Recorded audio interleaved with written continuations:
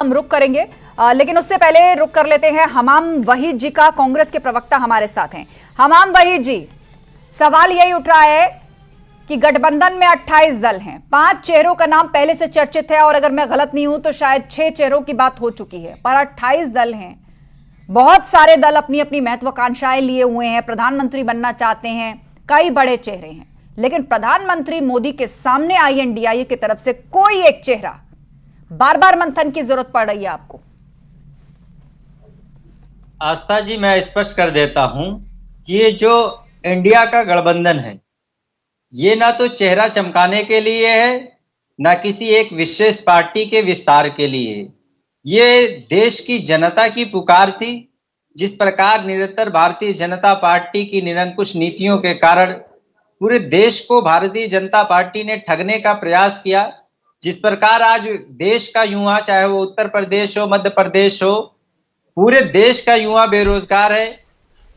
जिस किसानों की आय दुगना करने की बात भारतीय जनता पार्टी नहीं, ने वो बात ठीक है हमाम वहीद जी, ये बातें, ये मुद्दे आप लोग चुनाव में पहले भी उठाते आए हैं, आगे भी उठाएंगे, लेकिन मेरा सवाल यह था कि एक तरफ प्रधानमंत्री मोदी जैसा बड़ा चेहरा, 2 बार प्रधानमंत्री देश के रहे और अब तीसरी बार के लिए उन्होंने खुद ही कह दिया है कि तीसरी बार भी वही PM बनेंगे। उनके सामने INDIA की तरफ से कोई एक चेहरा जिस पर सभी दल सहमत हो जाएं और ये दोस्ती बरकरार रहे। वही मैं कह रहा हूं, ये चेहरे चमकाने की लड़ाई नहीं है।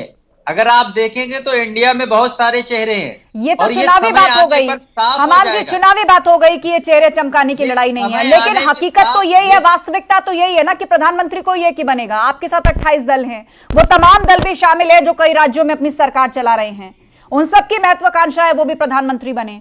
तो बताइए किसका नाम फाइनल होगा? और कुछ दल ऐसे भी हैं जो कई मुद्दों पर केंद्र सरकार को समर्थन भी दे रहे हैं।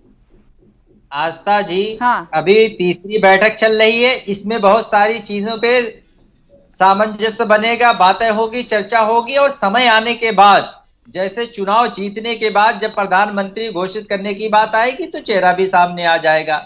मैं क्या कह रहा हूं कि लड़ाई चेहरे की नहीं है, लड़ाई देश बचाने की है, लड़ाई लोकतंत्र बचाने की है, लड़ाई लोकतांत्रिक अधिकारों को जिस प्रकार भारतीय जनता पार्टी ने हमाम जी प्रयास किया, लेकिन कोई एक चेहरा जनता तो चाहेगी ना, जनता तो चाहेगी ना कि वो देखे, जिसके आधार पर आप लोग वोट मांगेंगे, जिसके आधार पर आप कोई विकल्प सरकार देने की तैयारी करेंगे, तो कोई एक चेहरा जनता भी तो चाहेगी कि बात किसकी हो रही है प्रधानमंत्री मोदी के सामने। आपके पास मैं लौटूंगी, लेकिन यही सवाल दीपक रंजन जी।